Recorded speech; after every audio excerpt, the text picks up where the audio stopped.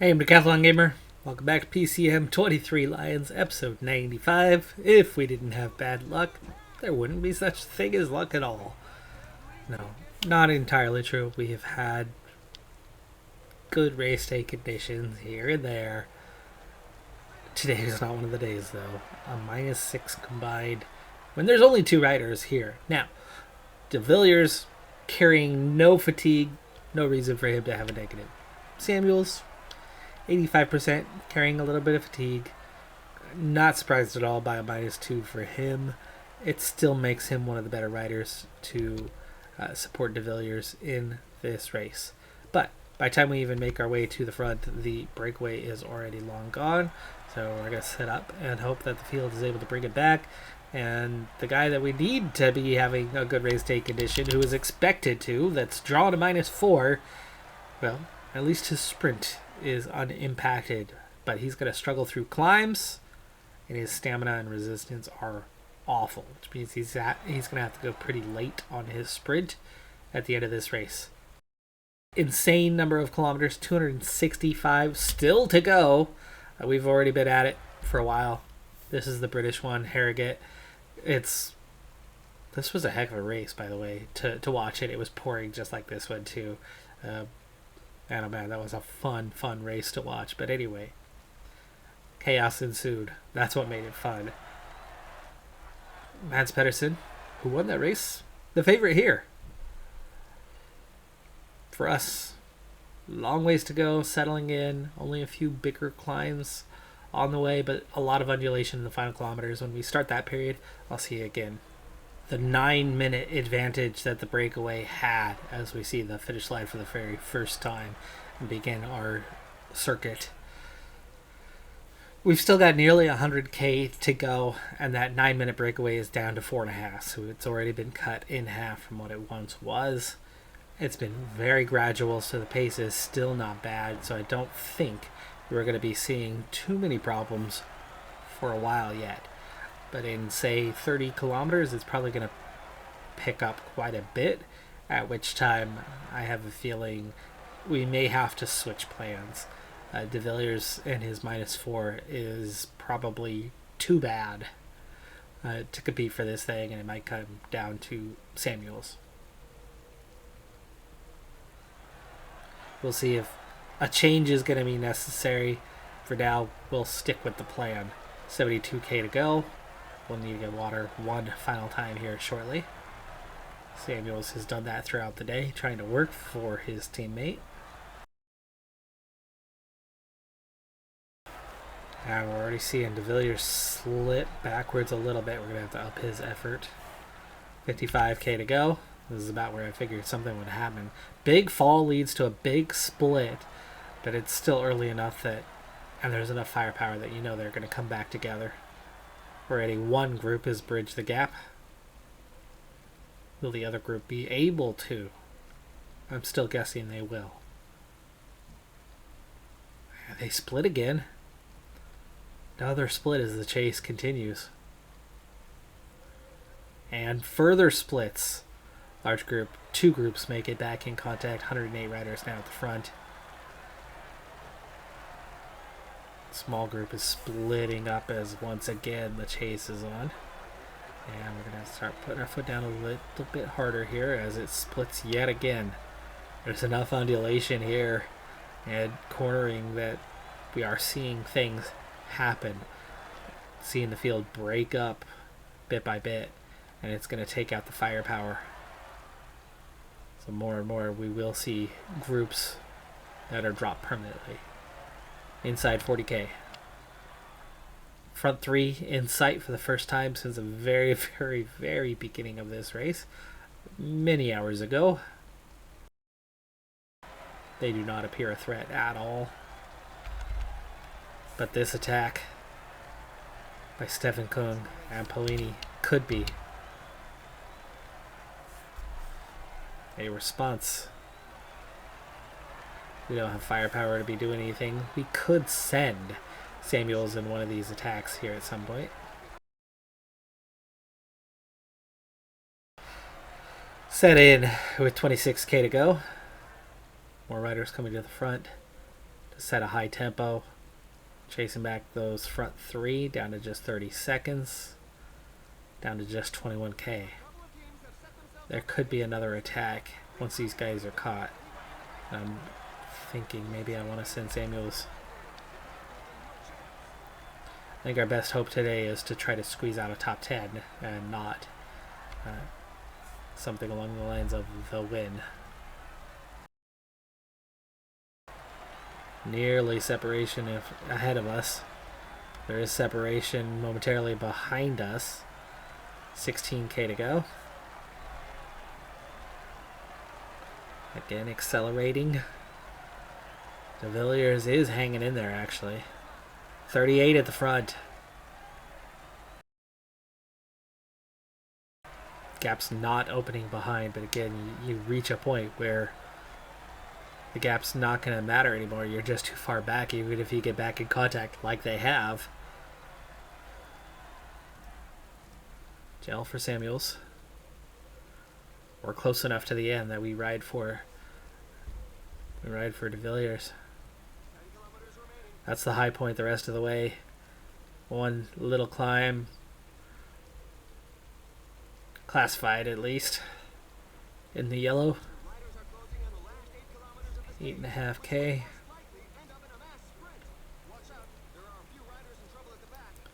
That's the gel for Samuels. Here is that last hill.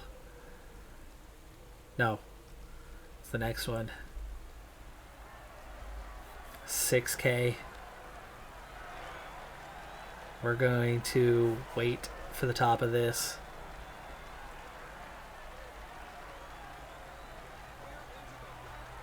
Here comes an acceleration.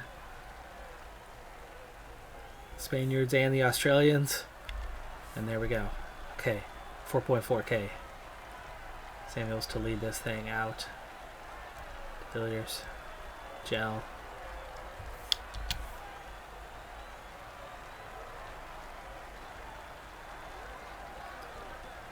Time to get that lead out on and get whatever best finish we can get. 3.2k. Acceleration on. There's a good 4 teams better placed than we are. 2k. 1.5.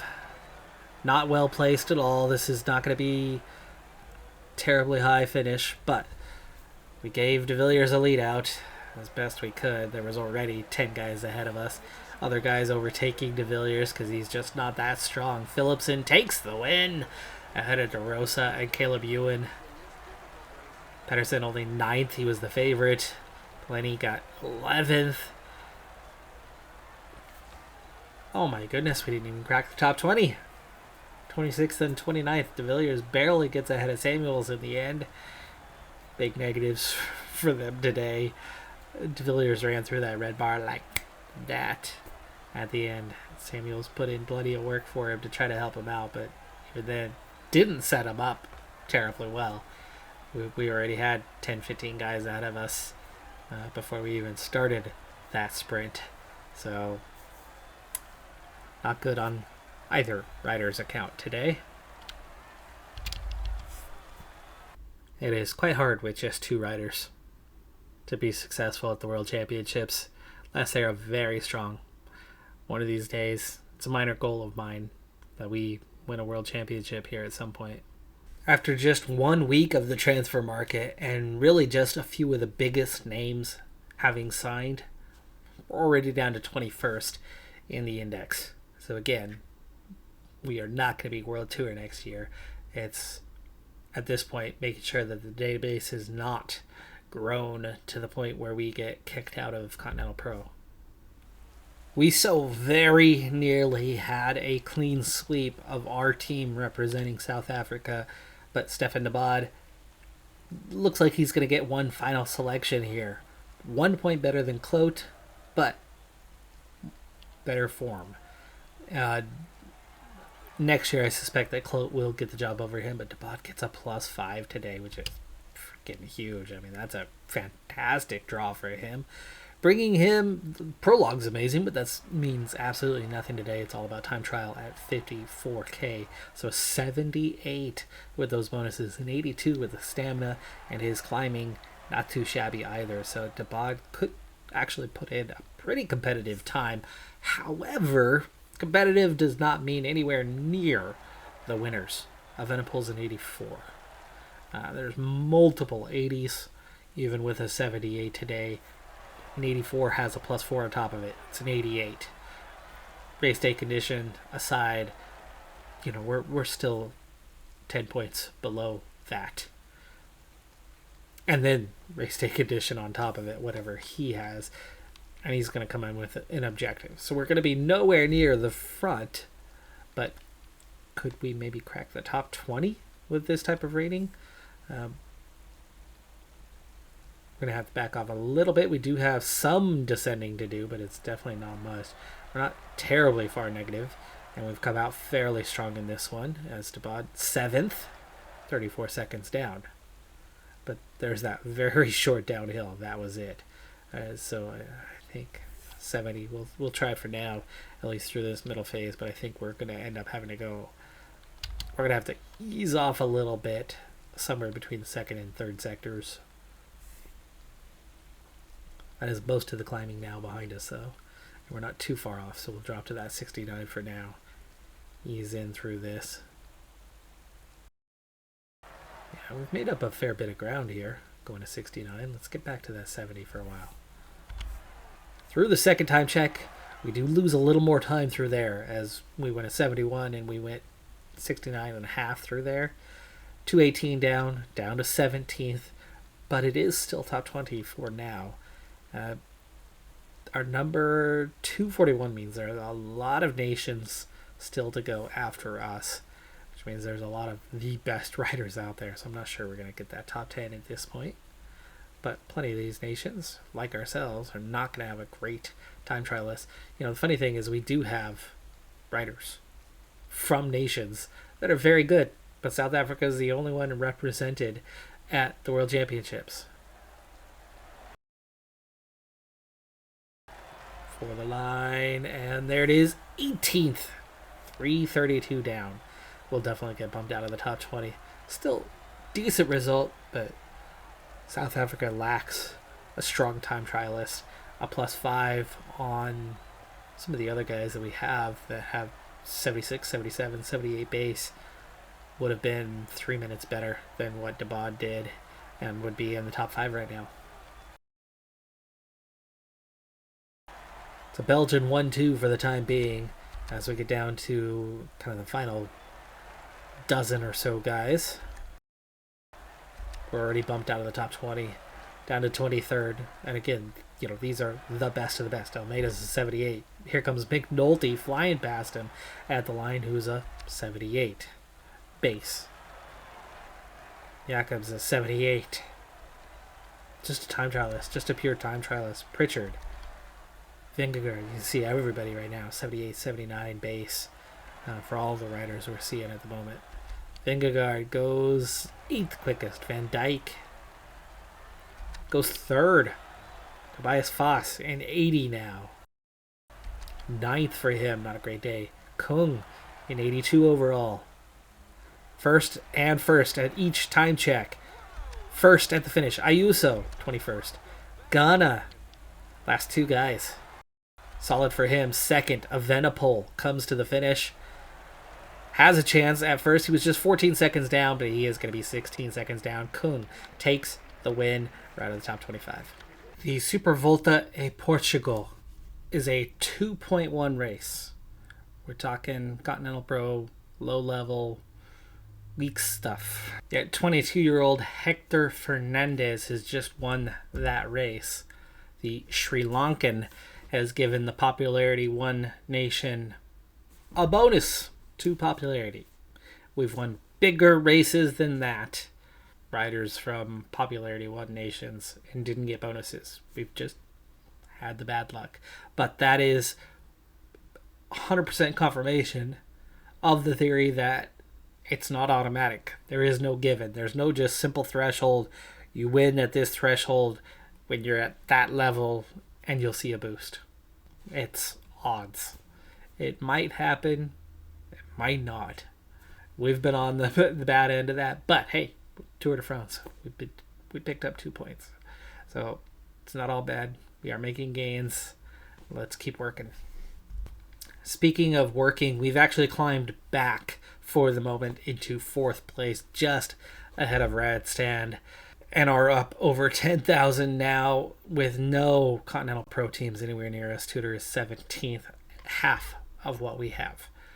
They're not going to reach us. We've got our top 3. Points are secure, not worried about it. We don't have much racing the rest of the year anyway, here by the 20th of August. Ranking-wise, we're at 28th. We still have a fair bit of cushion for now, with the cutoff being 36th.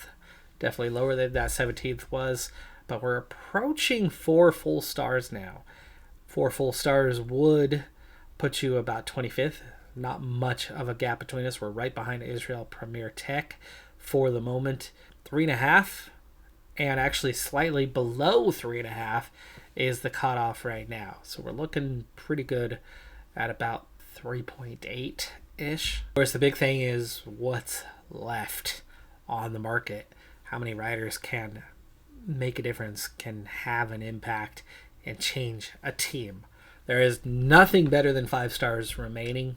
Everybody who's better than that has already been signed. But we're looking at a full page plus of 5-star talents out there. 2 pages plus at nearly 2.5 pages worth. That's a lot of 5-star talent that is still out there. Remember, we have 2 5-star guys and a 4.5-star guy, which means there is plenty of riders who can be game changers and boost a team up to this point. So we're not done going backwards yet. Final 45k of the GP Hamburg. There is undulation. It's not flat as a pancake. Mostly flat as a pancake. It's been a pretty easy day so far, but this is the stretch where we're going to have some undulation. Looks like the same climb that I did hit twice earlier in the day. It's very thin through here. Could shake up the field later on. I've already upped the effort from a 76 to an 80, and you can see just how quickly we get stretched and the field starts to split. Just 24 riders actually hanging on to the front group for the time being, and that means we're going to have to go harder than an 80 because we drifted pretty quick through there. So now setting up at 83 for the second time through this. 3 more times, and we're going to have to continually up the effort as the pace goes harder, faster each time. This time the field does not split. And we're now set up to go in 86 the next time. Just trying to hold that position. There is a split there in front of the rider in blue. Comes back together already. Our position is not fantastic at the moment. Domestiques are definitely taking the worst of it. Really poor draw again today. Something we've had a lot of late. But you know, hey, we got a +5 for the time trial. Today's a -11. Okay, we've managed to improve our position. 2 more times we've got to go through this. 24k, Daniels drops. That is one of our protected riders. Bosco, go ahead and switch to Kareem. Let's just hope he's okay. He fell completely on his own here on the corner. He is okay. That's good. Increase the effort. He might be able to get back up here. Keep an eye on him for the time being. Is he able to improve his position? Not on a climb. He's a 59 base. Still 20k to go. If Daniels doesn't get back up there, so be it. We'll let him go. But otherwise, he's looking like he might get back in contention. Stuck behind a rider going backwards, though, is not going to help him on that forward progress. And 102 in the peloton. World champion is here. So there's plenty of top sprinters at this race, meaning we are not looking to win. We're just looking to be competitive and score some good points. As Daniels gets dropped once again, we're down to 39 guys at the front and 13K. This is a good opportunity to leave some sprinters behind and get on with the program with 13K to go.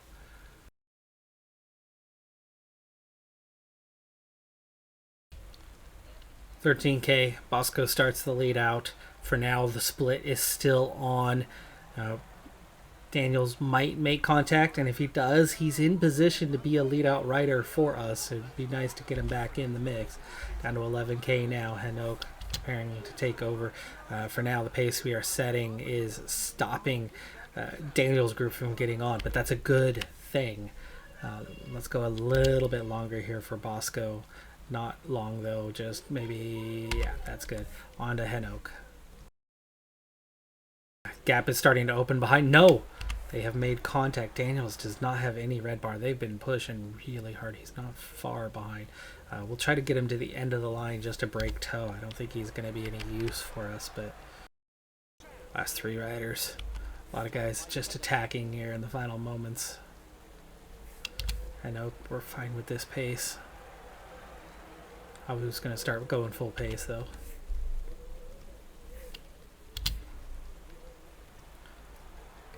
Gels for the remaining guys. Daniels has almost made it up here. Last of our slow pace guys, Havu, is going to be out of the way here in a moment, and he's managed to get us to the front.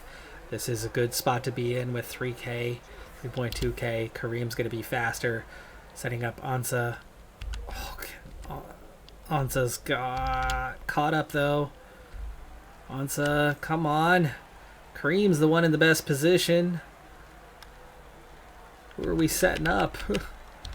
Jeez. 1.2K. Sprint. Kareem's going to probably finish the highest. Daniels has somehow gotten through.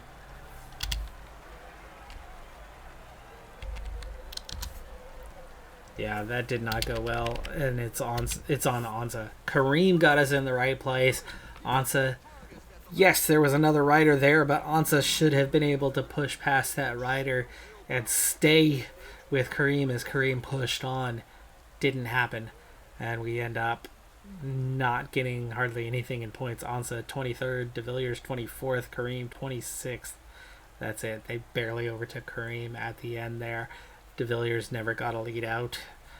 Daniels somehow squeezed through and got higher up, but had nothing left for that last little sprint at the end. Everybody's in the top 50, but Bosco 53rd. Yeah, missed opportunity thanks to Ansa. That is going to do it for this episode, though. We are really down to the last few races of the year. And, of course, the big moment of, do we stay Continental Pro or not? If we do, we're golden. We've got our World Tour scheduled for the coming year. For now, it's looking a little iffy because there's a lot of five-star guys out there, which means the reality that we're going to have to face is that more and more as things get deeper and deeper, yay, 2 5-star guys, they're really just average. That's going to do it for this one, though. I'm Decathlon Gamer. Like, comment, subscribe, and I'll see you next time. Have a good one. Be safe out there. Bye for now.